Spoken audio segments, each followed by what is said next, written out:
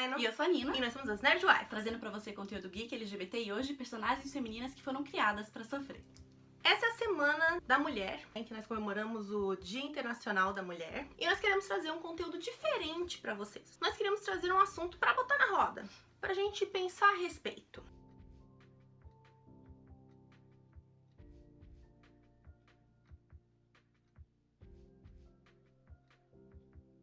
Que é essa questão de haver esse tropo dessa personagem feminina que aparece num filme, numa série, num quadrinho, num joguinho, e ela tá ali só pra se ferrar. Parece que os roteiristas têm um prazer de escrever roteiros em que a personagem só se dá mal.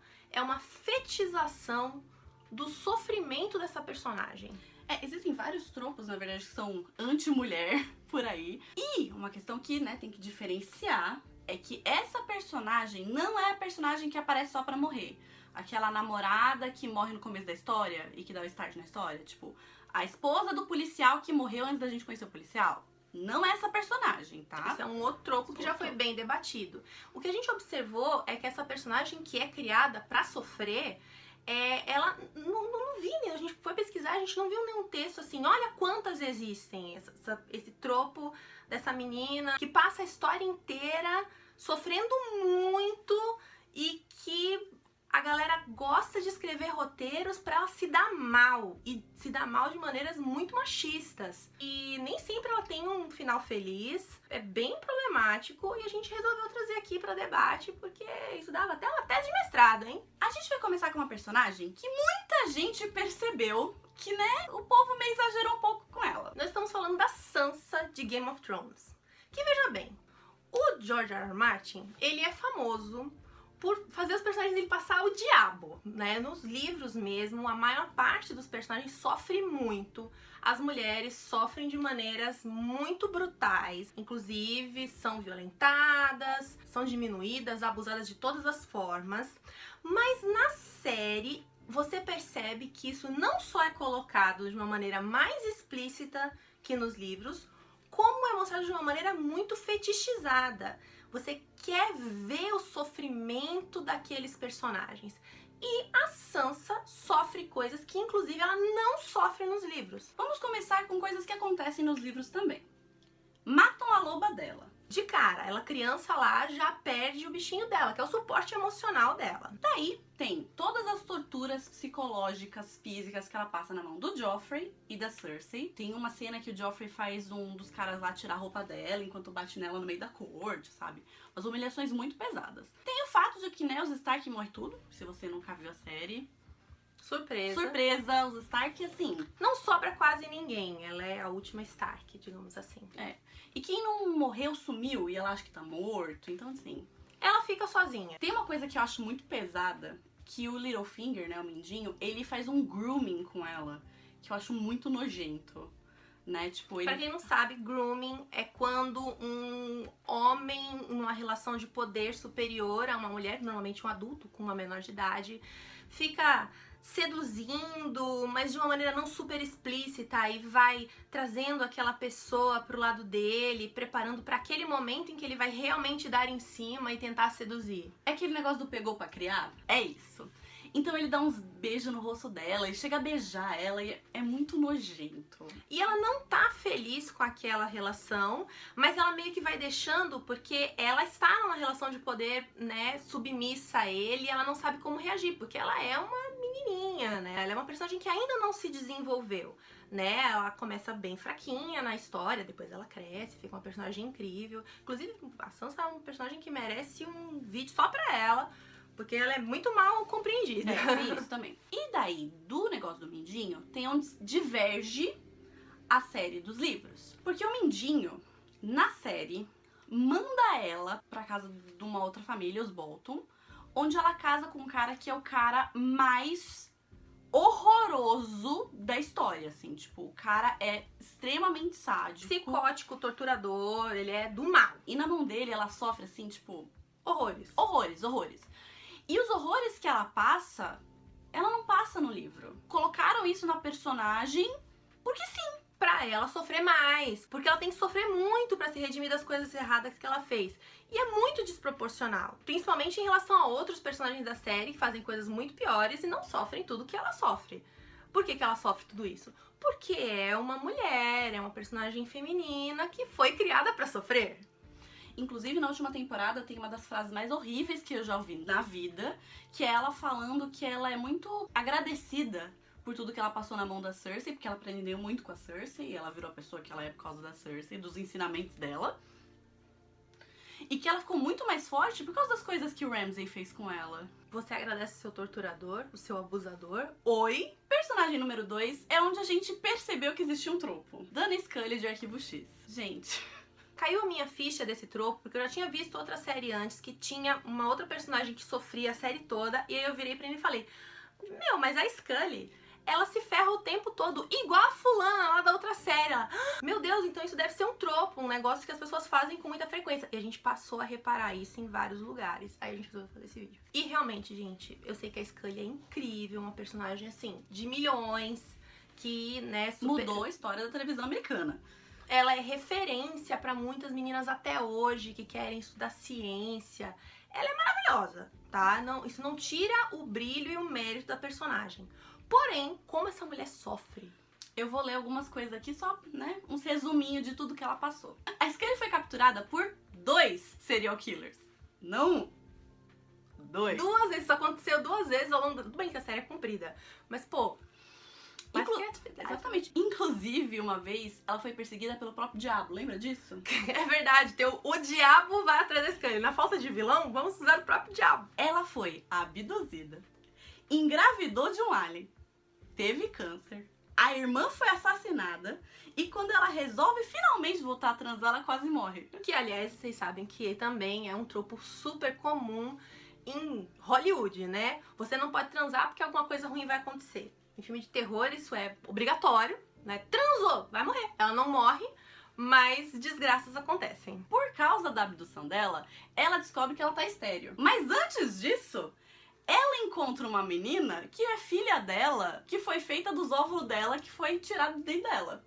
Guarda essa informação que isso volta em outra personagem, tá? Presta atenção. Ou seja, ela foi... Ao mesmo tempo que ela foi esterilizada na abdução dela, ela ainda teve uma gravidez indesejada que aconteceu sem o consentimento dela. Houve um estupro do corpo dela que causou uma gravidez fora do corpo dela. What? O pai dela morre, a irmã e o pai morrem. E assim, basicamente todo episódio a Scully se ferra de algum jeito, né? Jeitos menores do que esses são os grandes. Porque ela é a pessoa cética, enquanto o Mulder é a pessoa que acredita. Então, como ela é cética, tudo acontece com ela. Só que fora isso, o povo exagerou um pouquinho. É que assim, ela é um outro trope que acabou caindo no trope da mulher que só sofre.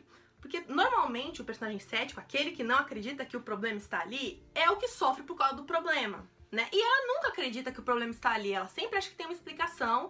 E aí o problema acontece com ela, ah, não, é verdade, olha aqui, ó, vou te abduzir pra mostrar que alienígena existe. Você precisa passar por isso. E ela ainda não acredita muito, não. Ela tem, não, vou fingir que não aconteceu. É muito, já chegou num ponto de negação, a menina. Fica meio ridículo, num certo ponto. Mas a questão é que ela, além de sofrer esse tropo, é de uma maneira desproporcional, sim. E ela sofre muitos abusos típicos de mulheres, tipo essa questão da gravidez e usar os óvulos e não pode transar porque vai se ferrar. É tudo muito típico de personagens femininos, super misógino, né, de roteirista misógino. Óbvio que a maioria dos roteiristas de Arquivo X eram todos homens, então o homem não sabe escrever personagem feminina, gente, é muito difícil pra eles. Na época era mais difícil ainda. Inclusive, quando ela engravida de verdade, eles deixam de saber como é que escreve a personagem. Ela vira outra personagem. Quando ela vira mãe na história, lá quando a série fica ruim no final, a série fica ruim porque não sabem escrever uma mãe. Se a personagem é mãe, acabou, ela deixou de ser uma personagem, né? E ela virou uma mãe. Não sabemos escrever isso, virou um outro alienígena, né? Vamos ter que mandar ela pro espaço, porque não sabemos o que fazer com ela. E ela fica, né, uma idiota, a série fica idiota. Várias coisas acontecem no final da série que fica... O bebê Jesus, olha... o bebê Jesus é outro tropo ótimo, assim. Enfim, Dana Scully. E o que vem depois de Dana Scully é a personagem que ela já tinha percebido que só sofria. que é a Deborah Morgan de Dexter. Gente, eu acho que ela não é a número 1 porque é a que a gente, né, guardou pra depois, conseguiu sofrer mais. Mas da grande conhecida do público, eu acho que ela é a número 1. Porque essa menina se dá mal a série inteira. É outra personagem super legal. Normalmente é assim, a personagem é muito legal e se ferra muito. Parece que é uma punição, assim, sabe? E ela não sofre coisas alienígenas, ela sofre coisas ali em Miami. Vamos pra lista. Começamos com o fato de que o irmão dela é um serial killer e ela é policial. E tá atrás desse serial killer que ela não sabe quem é. E ela fica sendo feita de idiota a série toda, né? Porque o cara tá ali do lado dela, lama de paixão do coração, né? Eles têm uma relação muito próxima e ela não consegue perceber. E enquanto a gente tá assistindo, a gente fica, não é possível que ela seja super esperta pra tudo e fique burra só pra isso. Inclusive, ela fica noiva de um serial killer. Também. É um imã. Imã de serial killer. Mas ela fala, tem uma hora que ela fala, tipo, não é possível essas coisas acontecerem comigo o tempo todo. Tipo, não é possível mesmo, são roteiristas ruins. Ela tem uns daddy issues enormes, porque o pai dela não dá atenção pra ela, só dava atenção pro irmão dela, que é o Dexter, que na verdade é adotado, porque ele tinha medo dele virar serial killer. Tava certo. Se você não assistiu Dexter, assim, vou tentar falar sem spoilers. O pai dos dois era policial e ela virou policial porque queria, né, impressionar o pai. Só que o pai só dava atenção pro Dexter mesmo. Ele criou o Dexter numa redoma e com um treinamento e um cuidado especial pra tentar evitar que o Dexter fosse um serial killer bizarro. E por causa disso, ele acabou meio que preterindo a Deborah, né? E é muito engraçado, porque ele meio que conseguiu que o Dexter fosse só um serial killer, sem ser um serial killer bizarro. E ela, tipo, ama o irmão, ama o pai, mas nunca superou totalmente essa questão, né, de ficar em segundo lugar. Como ela é o tipo de pessoa que não se dá bem, né, que esse negócio amoroso, que também é algo comum desse tipo de personagem, um ex dela, que ela acaba voltando, enfim, ele morre também. Porque, né, não pode ser feliz. E detalhe, a Deborah é uma personagem feminina, tipo, super liberal, né? Ela bebe, ela fala palavrão pra caramba, ela tem um jeito meio tomboy, ela transa com metade de Miami. Então é óbvio que ela não vai ter uma vida amorosa feliz, né? É outro tropo aí. Daí o negócio fica polêmico. Isso é um semi-spoiler do final, vai. Ela se apaixona pelo Dexter. Gente, o fandom ficou doido quando foi chegando no final. Parece coisa que o D&D lá do Game of Thrones fariam. Porque é óbvio que a internet tava cheia de fanfic dos dois. E eles não são irmãos de sangue, né, como a gente falou. Então, se eles não são irmãos de sangue, bota os dois juntos aí, fanfics, né? Até quando é irmão de sangue o povo faz, que dirá quando não é. E aí os roteiristas acharam que era uma boa ideia. Principalmente porque os atores eram casados. E no final eles já não estavam mais. Eles já não estavam mais, porque o ator traiu ela com outra atriz da série. O negócio foi feio. É complicado. Mas... E aí disseram, não, e se a gente fizer a Deborah ficar atraída pelo Dexter? Não chega a se apaixonar, assim, mas ela tem um crush no Dexter lá na última temporada, penúltima, última. E ela fica super confusa e tal, tipo, ela tem umas fantasias. Eu fico assim, mas não é possível! Essa menina só se ferra, ela não só se apaixonou pelo serial killer lá no começo, depois ela tem que se apaixonar pelo irmão, que também é serial killer, que é irmão, que... Não! E daí vem o grande spoiler. Spoilão aqui, spoiler. O tamanho da faca do Projota. Spoiler, a Deborah leva um tiro. Já tá bom, né? Ela leva um tiro. Ela é operada, falam assim, ela vai sobreviver, ela tem um derrame e morre. Fim. Nem pra morrer de um jeito épico. Não, salvou alguém, né? Tomou um tiro porque é policial e tal. Teve uma redenção da desgraça dela. Ainda assim, uma desgraça, mas menos desgraça. Não. Essa morte... Ela morreu de morte morrida, não foi nem de morte matada. Não é. E daí você pergunta... Como pode ter alguém que sofreu mais que essa mulher? Gente... Assim, é claro que existem outras personagens que a gente não colocou aqui. A gente colocou algumas que a gente achou que podiam representar bem, assim, a categoria. E pra gente, a personagem que sofre mais é a T'Pol de Star Trek Enterprise. Assim, Star Trek, a partir do momento que começou a ganhar personagens femininas importantes, fortes, começaram a ferrar com elas. Lá desde a nova geração a gente já tem a Deanna Troi engravidando de luz. Então assim, os roteiristas não sabem o que fazem pra ferrar as personagens. E toda nova série tem uma personagem pra se ferrar bem na mão de roteirista ruim.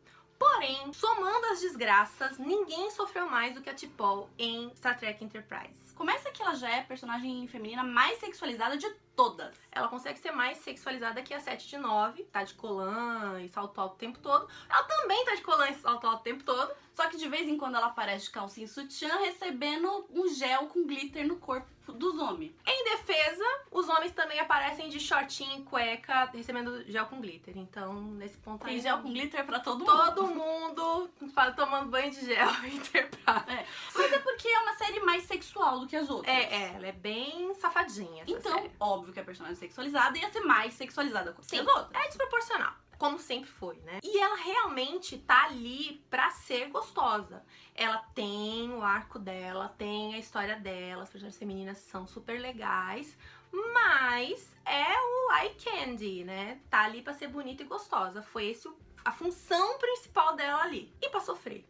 Como essa mulher sofre? Já começa que ela é como se fosse um trope do Spock, mulher gostosa. Então, ela já começou meio errado porque ela não é uma personagem em si completa, né? Ela é uma corruptela do que seria o Spock. É exatamente a mesma função da nave, exatamente a mesma relação com os outros personagens. Inclusive, ela tem um flerte com o capitão. Que é meio Kirk. É muito o que o Kirk e o Spock seriam se fossem de gêneros diferentes, né? Se tivessem assumido que o Kirk e o Spock eram um casal, que são, né? Mas não assumiram. É exatamente o que aconteceria ali entre ela e o capitão. E você fica, mano, não é possível. É a mesma coisa. Né? Então já começa um pouco, já diminui um pouco a personagem aí. Depois ela cresce mais. Conheço muita gente que começa assistindo, detesta tipo e tal, não sei o que. Depois ela realmente fica mais legal e ganha mais personalidade dela mesma. E realmente o que incomoda é o excesso de sexualização e as desgraças que acontecem com ela, graças ao roteirista bosta. Vamos lá. Primeiro que ela é uma vulcana numa nave humana pré-frota estelar e ela descobre o tempo todo que os vulcanos não são o que ela esperava. Então é uma decepção atrás da outra, de crença de vida, sabe? Eu tenho bastante pena dela nesse sentido. É uma coisa que faz o plot andar, né, óbvio, mas... Tadinha, já tá sofrendo por aí, questões morais, todas em cima dela o tempo todo. Não tem outros personagens com que ela possa abrir o coração e falar, poxa, isso aqui que eu acreditava ser verdade sobre o meu povo não é bem assim. Inclusive, é uma coisa muito legal em Star Trek Enterprise, essa desmistificação dos vulcanos como o povo perfeito. Eles não eram nada disso no começo do contato deles com os humanos. Eles são outra coisa, é muito interessante. É bem legal nesse sentido. Mas ela... quer se tornar uma vulcana que lida com os humanos melhor. E aí ela sofre muito preconceito dentro da sociedade vulcana por causa disso. E os humanos também não aceitam muito ela porque acham que ela é talarica. Então, tipo, ela foi torturada, foi mentalmente violada e daí, por causa desse estupro mental, ela contraiu uma doença análoga à AIDS. Vamos explicar isso aqui um pouquinho melhor. Quem assistiu um pouquinho só de Jornada nas Estrelas sabe que os vulcanos conseguem fazer um elo mental, né, com outros seres sencientes. Normalmente eles fazem entre eles, mas eles podem fazer com humanos, com outras raças, com a pedra que pensa, com o que eles quiserem fazer o elo mental. A pedra que pensa é ótima, essa cena da pedra que pensa. Mas tudo bem. Só que na época que se passa Star Trek Enterprise, que é uma série, né, bem no começo do contato, como a gente explicou, os vulcanos não faziam elos mentais. Era uma coisa que era um tabu. Era uma coisa que apenas pessoas degeneradas da sociedade faziam. Sexo gay. E ela não praticava elos mentais.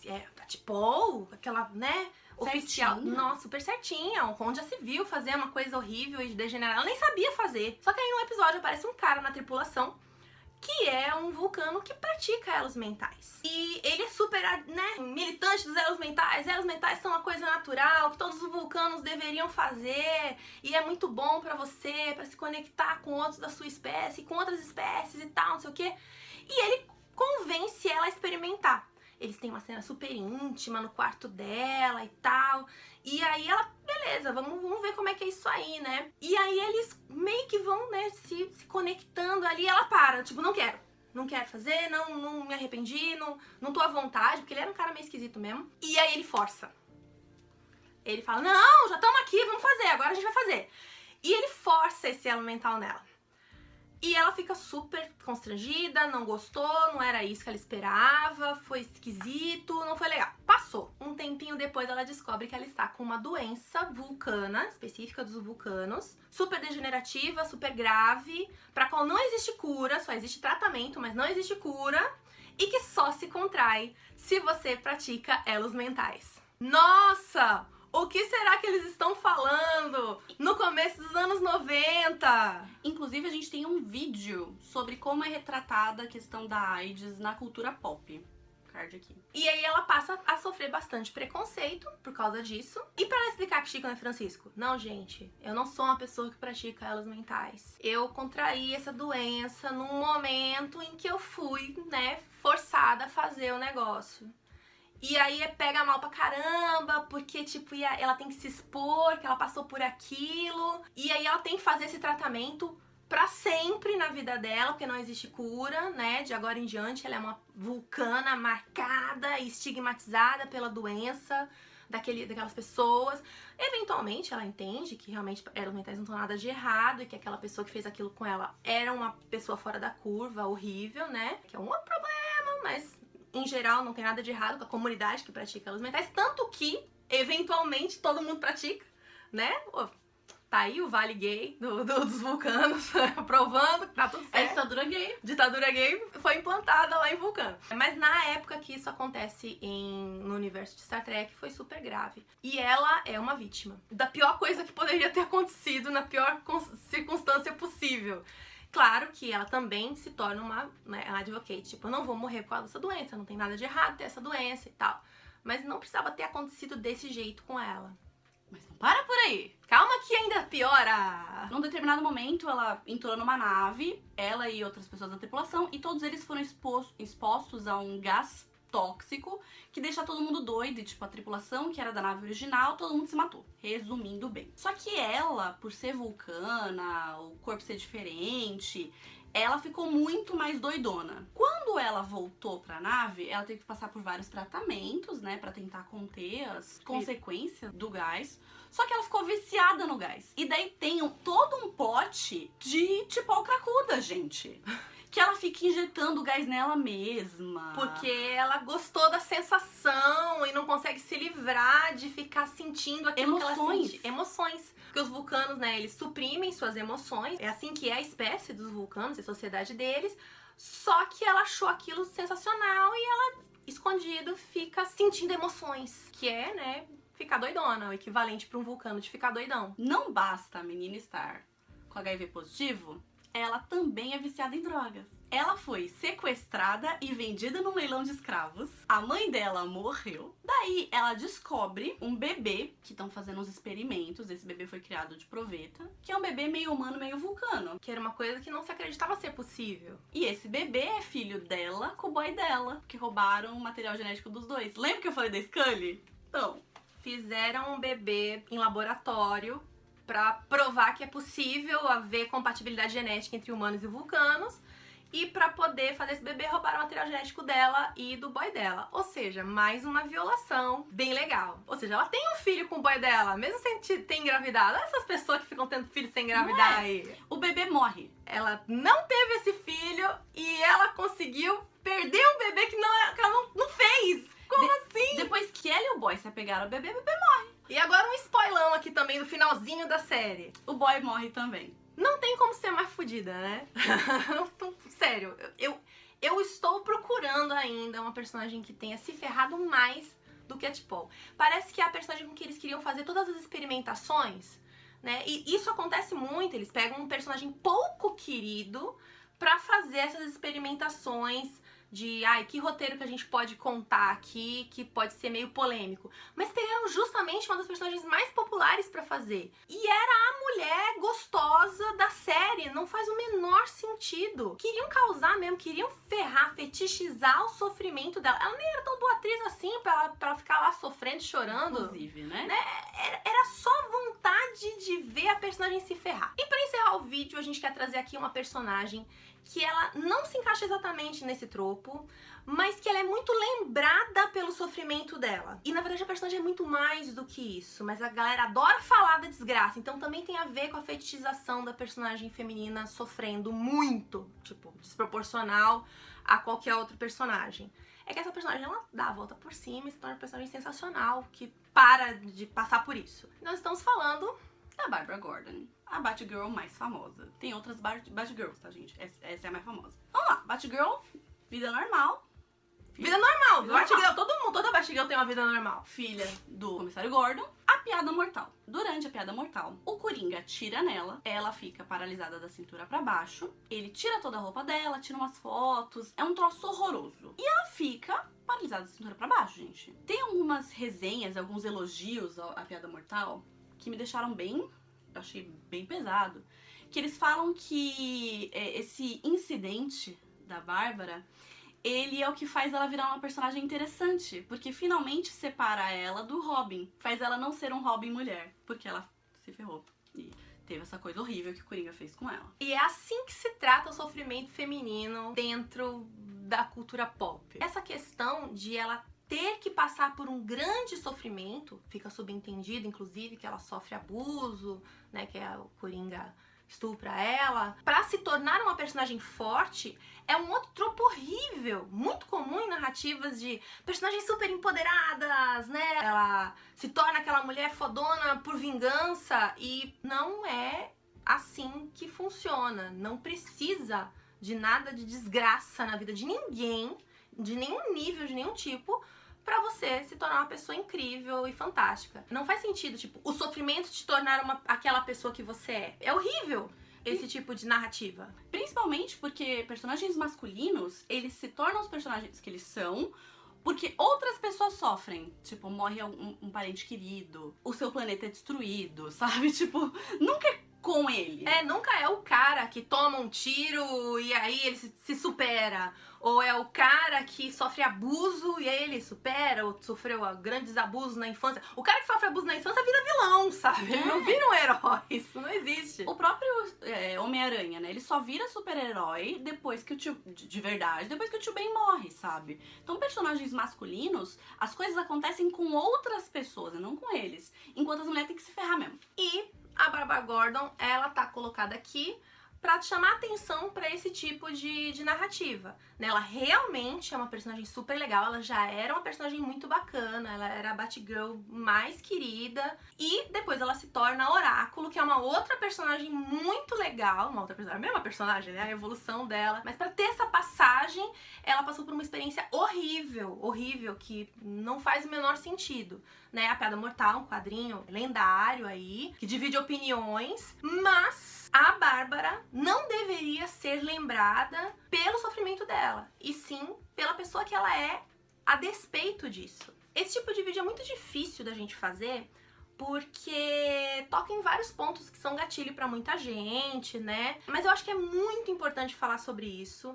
A gente tem outros conteúdos planejados aí pra Semana da Mulher, então vão lá nas nossas redes sociais pra falar de assuntos mais levinhos. Mas a gente queria falar sobre isso sim, porque a gente realmente não lembra de ter visto ninguém falando sobre esse tropo da mulher que sofre pra caramba. E a gente queria há muito tempo falar sobre isso, a gente achou que era um momento aí pra chamar a atenção.